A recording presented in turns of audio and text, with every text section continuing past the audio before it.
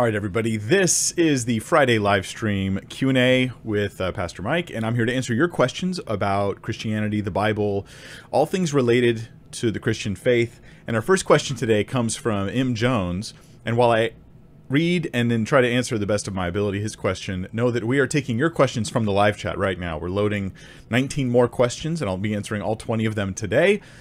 So welcome. If it's your first time, I hope that you are blessed.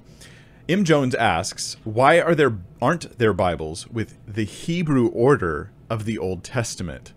Some say the Hebrew order helps to show additional context and the beauty of the prophets and writings within Israel's history. Any reason to stick to the English order? If either's fine, why aren't there options?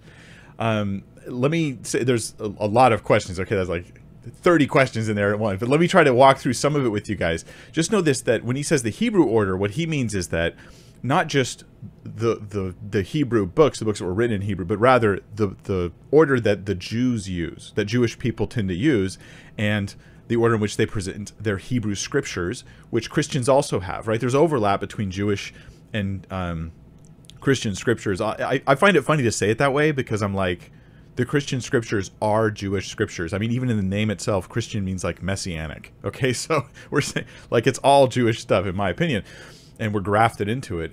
But we'll use that terminology, the Hebrew scriptures.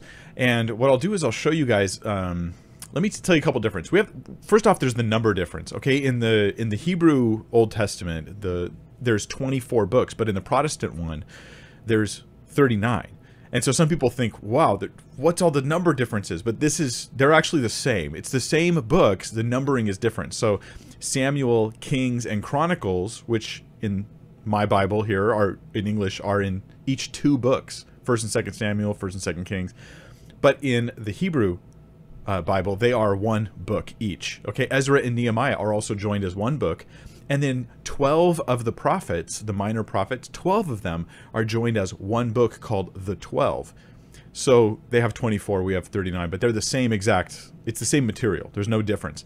On the other hand, in Roman Catholicism, they have all the same books as we do, as the Hebrew scriptures do, but they have extra books, 7 other books and a couple other passages they add that are not considered scripture by Protestants or by non-Messianic Jews.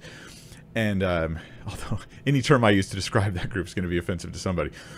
Eastern Orthodox have even more. So they have all the Hebrew scriptures the Protestants also have. They also have all, for the Old Testament, they also have all the Catholic stuff. And they have more, a few more books and a couple other passages that Eastern Orthodox add.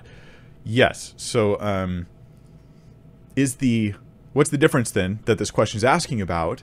M. Jones is just saying, hey, why is the order different? The books are the same, right? But why is the order different?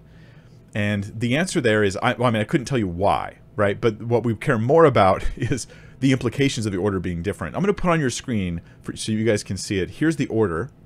And I know it's super small, but it's hard to put all these books on your screen without making the text pretty small. So I hope this enlightens you a little bit. So the Hebrew Bible, also called the Tanakh, which stands for the 3 sections, the Torah, the Nevi'im, and the Ketuvim.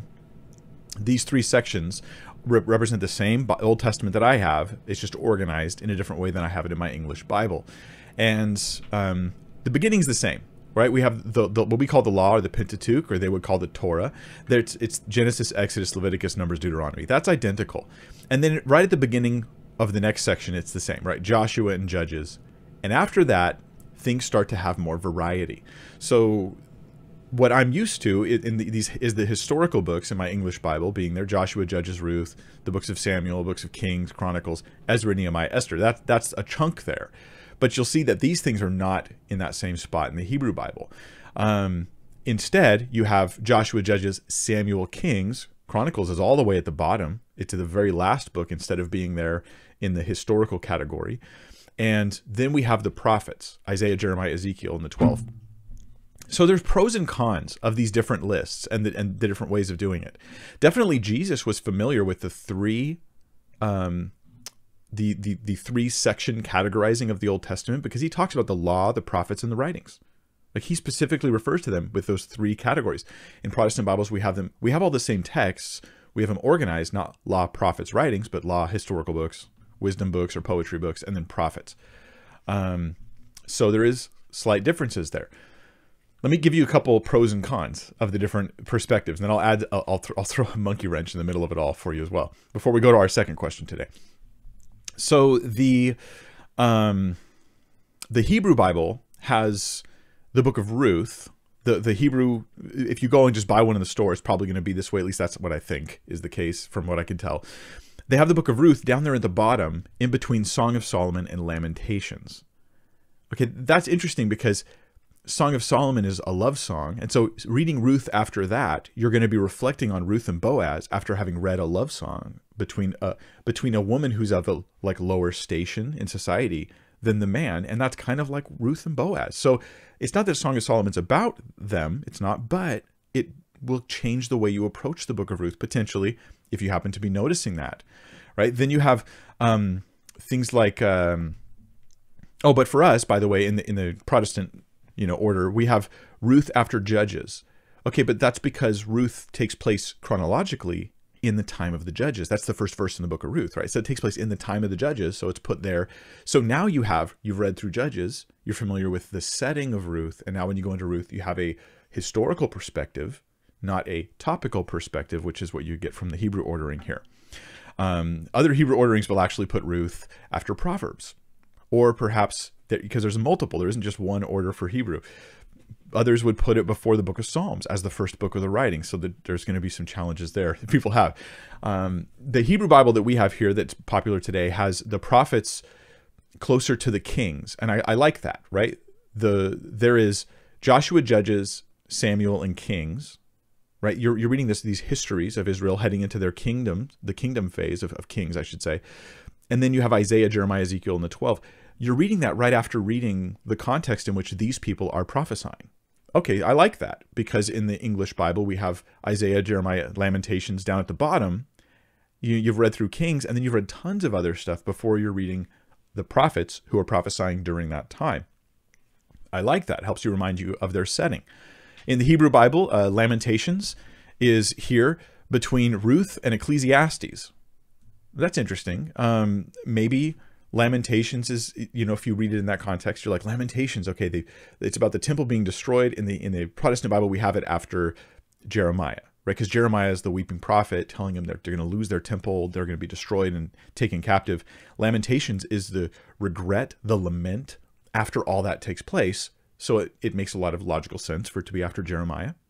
I like it better that way personally. It's just a personal preference.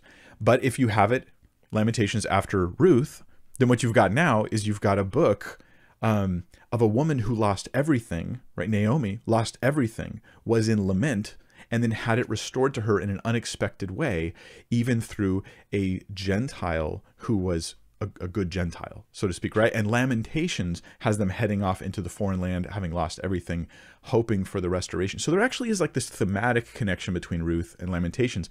Then you have Ecclesiastes after Lamentations, which is very, very somber and sad and tough to go through. So it's interesting that you'd have Lamentations and Ecclesiastes together be a very depressing, but not hopeless, but a very down moment in the text. Interesting, if you ask me. Let's see, in the Hebrew Bible, Job feels very poetic, right? In the ordering here, Proverbs and Song of Solomon sandwich the book of Job. Well, these are very poetic, books. So Job feels more poetic. In the English Bible, Job is after Ezra, Nehemiah, Esther, then Job. Then there's the other poetry books. And so you're like, Job is kind of in the middle ground between history and poetry in the Hebrew order. Now, I'm not telling you what Job is. I'm telling you how it affects you when you read it in those contexts. So it does impact you, potentially. It does impact you. The Hebrew Bible ends, interestingly, with Chronicles instead of the Protestant, English Bibles typically end in Malachi. Chronicles starts with Adam, and it ends with a promise of a restoration into the land. Okay, so it's almost like Chronicles at the end of the Hebrew Bible is a survey of everything so far. Almost. It's not quite a survey, but it has that feeling being situated there. Malachi ends with this hope of the Messiah and the forerunner for the Messiah, which is John the Baptist, right? So it obviously makes a lot of sense to end with Malachi as well. Either way, I think is okay, and that's going to be my bottom line here. Either way is okay.